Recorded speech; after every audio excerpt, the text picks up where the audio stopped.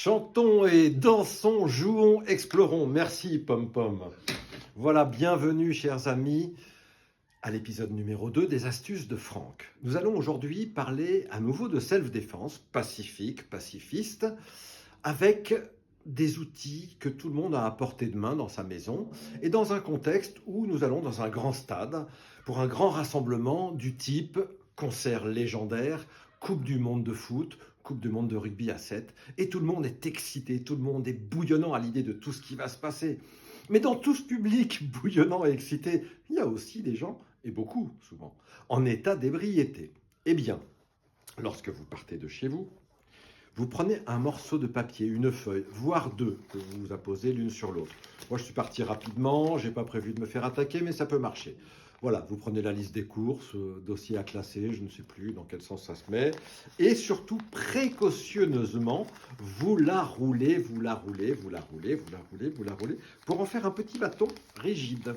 Et lorsque, à un moment donné, dans la fosse, ou même dans les gradins, quelqu'un s'approche de vous, en essayant de vous brancher un petit peu, ouais, t'as vu ta gueule avec tes bracelets, avec tes cheveux longs, ta barbe, gna gna gna. Bon, d'abord vous feignez l'indifférence, genre. Et puis bon, à un moment donné, le personnage devient un petit peu plus lourd, un peu plus chiant, c'est le terme qu'il faut employer. Et puis il s'approche un petit peu de vous, il commence à vous bousculer. Voilà, vous bousculez, pas vous frappez. Donc là, il faut lui faire comprendre à un moment donné, il faut casser le truc, il faut lui faire comprendre que c'est stop, c'est fini, on n'est pas là pour jouer. On est là pour rigoler, on est là pour profiter de la vie, mais pas pour s'emmerder avec des couillons, d'accord?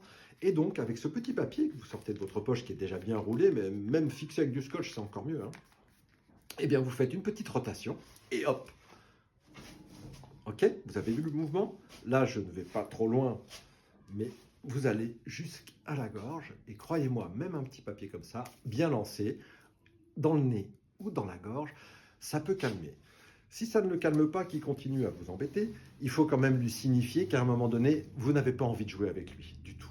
Alors, prenez un stylo. Alors, je ne fais pas de pub pour les stylos, mais prenez un stylo de cette espèce, c'est pas très cher. Vous le prenez assorti à votre tenue, ça ajoute un petit peu de gaieté à l'épisode, hein, évidemment. Tant qu'à faire, on est là pour être joyeux. Et puis, vous recommencez, et on y va, et on y va.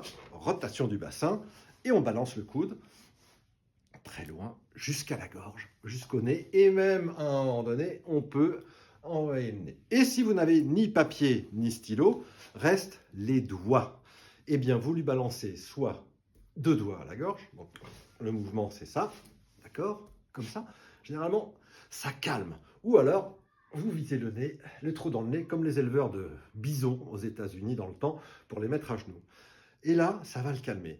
Et si le gars ne se calme pas, alors vous avez le garde du corps. Enfin, moi, je suis VIP, donc j'ai Billy qui m'accompagne partout avec moi. Mais à défaut de garde du corps, à un moment donné, il y a des services de sécurité un peu partout dans ce type de manifestation qui vont venir à la rescousse et à votre secours. Et ensuite, vous continuez gentiment votre soirée ou votre après-midi à écouter ce spectacle. Voilà les amis, c'est simple, c'est pacifiste, c'est efficace, c'est pas cher. Et puis, si vous voulez d'autres astuces, n'hésitez pas à vous abonner, sinon ce serait au risque de ne pas se revoir et ce serait dommage.